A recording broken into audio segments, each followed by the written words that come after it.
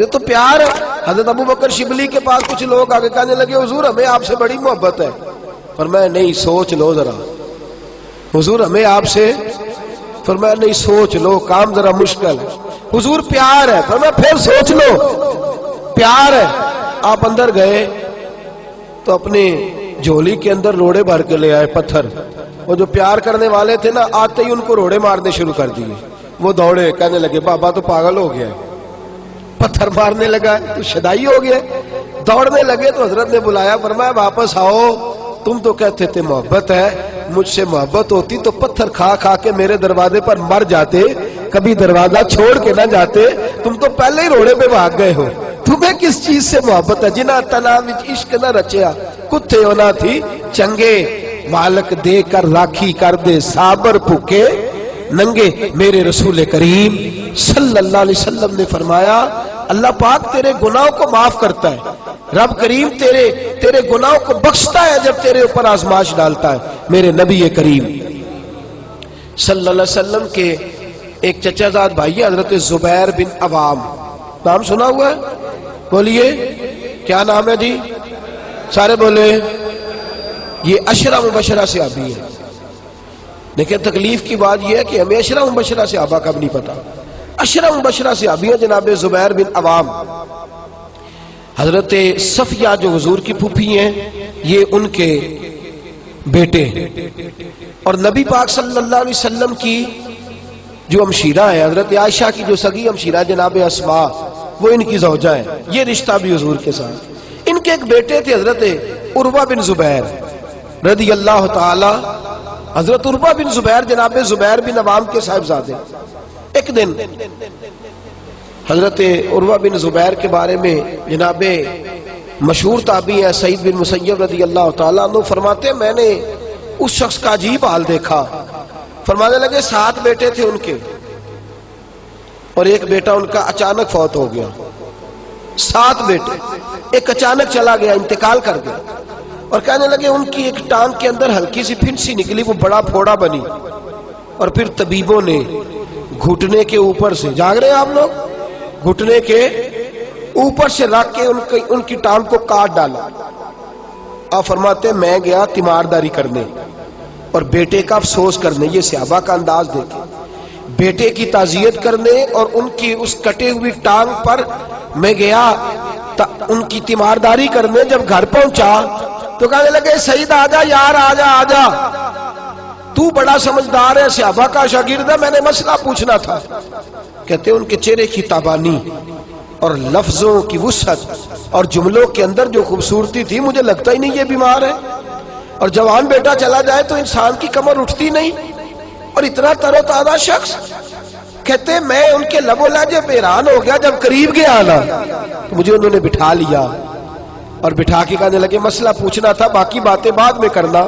میں نے کہا پوچھئے، تو کہنے لگا مسئلہ یہ پوچھنا تھا کہ کوئی ایسا وظیفہ بتائیں جس سے اللہ کا شکر جلدی ادا کیا جا سکے، کوئی ایسا وظیفہ جس سے اللہ کا شکر، مارو مارو من مار مکاؤ، کوئی عذر نہ پیش لے آوا، جے سونا میرے دکھ بچ راضی تے میں سکھ نو چلے ڈاواں۔ وظیفہ پوچھنا تھا، کس بات کا، کس بات کا؟ آپ فرمانے لگے دیکھو میرے وجود میں کتنے اعضاء تھے، رب کریم نے میرا ایک صرف عضو لیا ہے، اس نے مجھے باقی سارا وجود عطا کر رکھا ہے، میں اللہ کا شکر ادا کرنا چاہتا ہوں۔ سارا وجود جو باقی کا ہے اس پر میں اللہ کا شکر۔ اور دیکھو میرے 7 بیٹے تھے، اللہ نے ایک لیا ہے، بے نیاز ہے، سارے بھی تو جا سکتے تھے نا۔ 7 بیٹے بے نیاز، ایک لیا ہے، سارے بھی تو جا سکتے تھے۔ میں شکر ادا کرنا چاہتا ہوں کہ میرے 6 بیٹے سلامت ہیں، تو مجھے وظیفہ شکر بتلاؤ۔ حضرت سعید بن مسیب کہتے ہیں میری آنکھوں میں آنسو آ گئے، میں نے کہا آپ کو کیا وظیفہ بتانا ہے؟ آپ کا مزاج دیکھ کے تو میں نے آپ سے بڑا کچھ سیکھ لیا ہے، انشاءاللہ جتنی بھی مصیبتیں آئیں گی آپ کو یاد کر کے ساری دور کر لیا کرو۔ میرے عزیز، زندگی کے شب و روز کے اندر شدید آزمائشیں آتی ہیں، شدید پریشانیاں آتی ہیں انسان، لیکن گھبرائے گھبرائے پھرنا، ہر وقت مایوس مایوس سی زندگی گزارنا۔ ایک آدمی کے پاس بچے بھی ہیں، گھر بھی ہے، بیوی بھی فرما بردار ہے، اس کے پاس اپنی سواری بھی ہے، سارا کچھ ہے، صرف اس کے سر میں درد ہے، وہ بھی کبھی کبھار ہوتی ہے۔ آپ کبھی اس سے پوچھ لیں تو کہتا بڑا تنگ ہوں اپنی زندگی سے، سر میں درد ہی نہیں جاتی۔ وہ خدا کے بندے، ایک وجود کا حصہ تیرا، ایک شخص کے پاس ساری نعمتیں، ساری، صرف غریب ہے، پیسے تھوڑے، آپ اسے پوچھ لیں تیرا کیا حال ہے تو کہتا ہے میں تو کسی کام کا نہیں، فارغ آدمی ہے، بالکل معمول زندگی گزارا ہوں۔ کیوں بھائی؟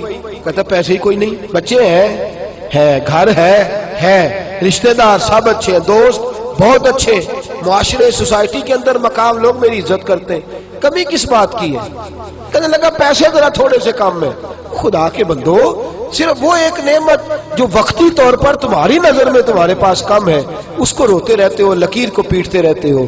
جو خدا نے بے حساب نعمتیں دی ہیں، لاتعداد بندہ نوازیاں فرمائی ہیں، ان کی طرف ہماری توجہ نہیں جاتی۔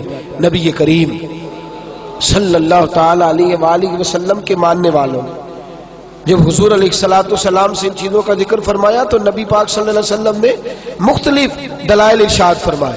اگر آپ ٹیک چھوڑ کے بیٹھے تو میں آپ کو اگلی حدیث سناؤں، اگر آپ تھوڑا ٹیک چھوڑ کے بیٹھے تاکہ آپ کو نیند نہیں آئے تو میں اگلی بات کروں۔ توجہ ہے اب حضرات کی؟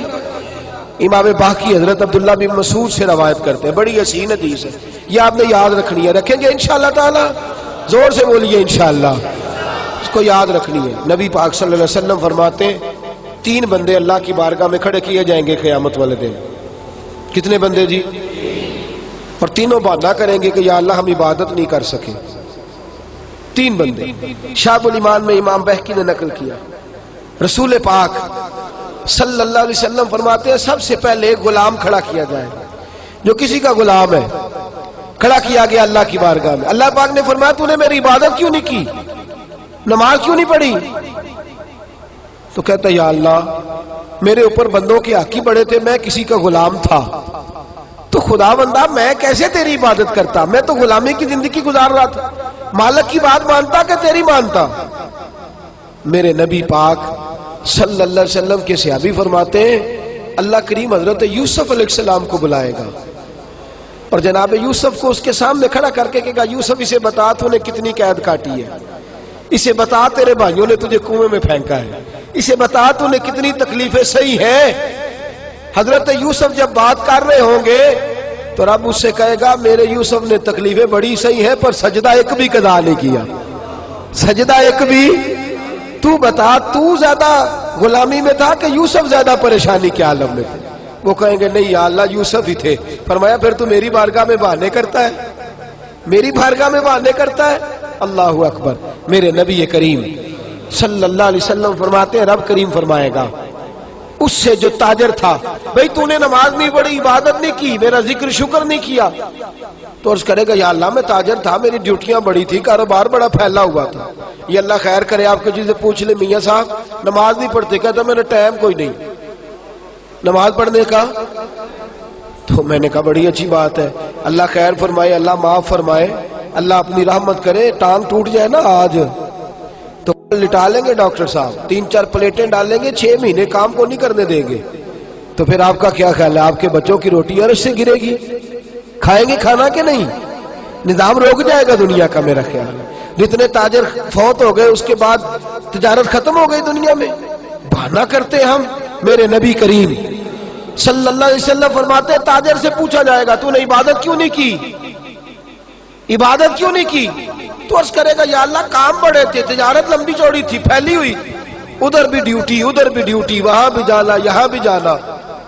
اللہ حضرت سلیمان علیہ السلام کو بلائے گا اور بلا کے کہے گا سلیمان تو پوری دنیا کا حکمران تھا اور پوری دنیا کی تجارت کرنے والا تھا، تو زیادہ مصروف تھا کہ سلیمان زیادہ مصروف تھے؟